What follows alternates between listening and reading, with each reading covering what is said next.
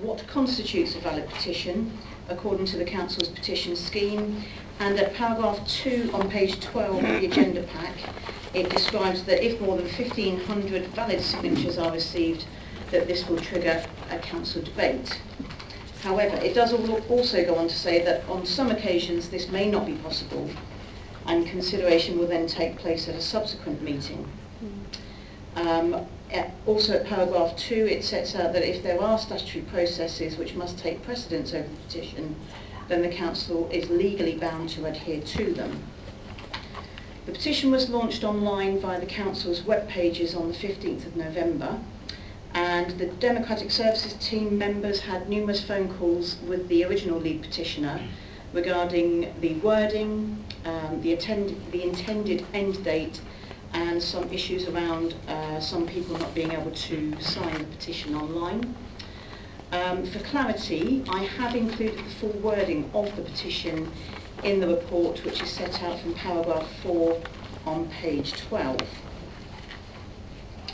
A summary of the email which I sent to the lead petitioner is given at paragraph 5 on page 14, and the full email trail is included at appendix A from page 17. So the purpose of this email was to inform the lead petitioner that it would not be possible to arrange a debate at the next council meeting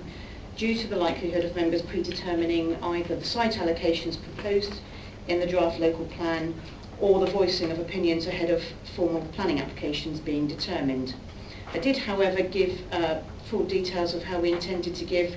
further exposure to that petition,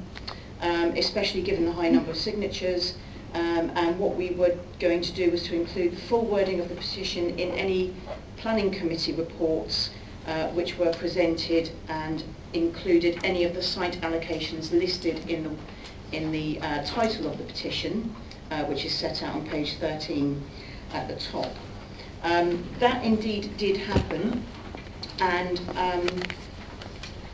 for members and for members of the public, I've prepared a timeline of events which is tabled for you to see, because I think it's important to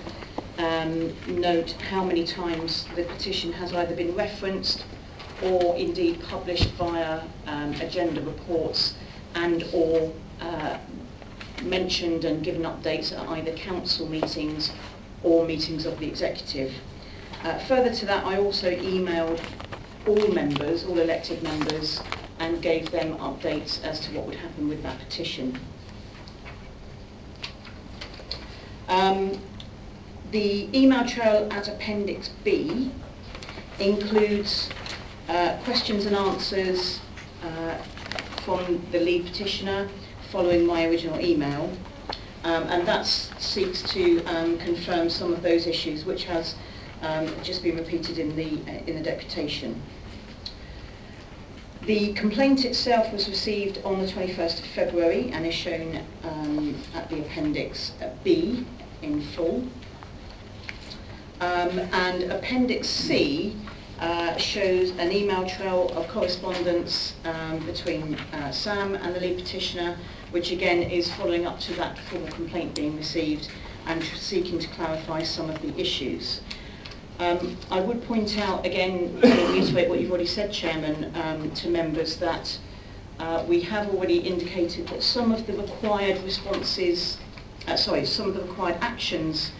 listed by the complainant are not possible to be actioned. So, for example, it is not possible, it's still not possible at this moment to set a date for the debate to be heard at council. Because we are not at the stage of that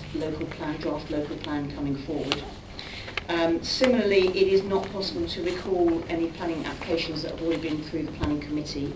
and that's because of the planning process and the statutory rules around planning applications, and indeed delaying granting planning permission to future applications. I'm sure my colleague Richard will be able to give more details about the timelines for determining planning applications. So the report is there to sort of set out the whole background, everything that's happened, and the full email trail, so that you can see the sorts of communication that we've been engaged in. As it sets out in the report, so I'm just circling back to it, the matters for consideration for the Scrutiny Board, at paragraph 12, the Scrutiny Board is asked to review the content of all of this correspondence. I'm very happy to take any questions on any of that. The steps taken by the Council and the reasons given in the complaint. And the Scrutiny Board is asked to determine if the way in which the petition has been handled thus far is correct and in accordance with the Constitution, Standing Orders and Code of Conduct for members. So it's quite important for the Scrutiny Board to, again, be aware through you, Chairman, that we cannot, at this point, still cannot debate the petition or the content of the petition with regarding to the development sites and whether or not that can be taken forward, because we're still bound by those issues, in my opinion. And I would just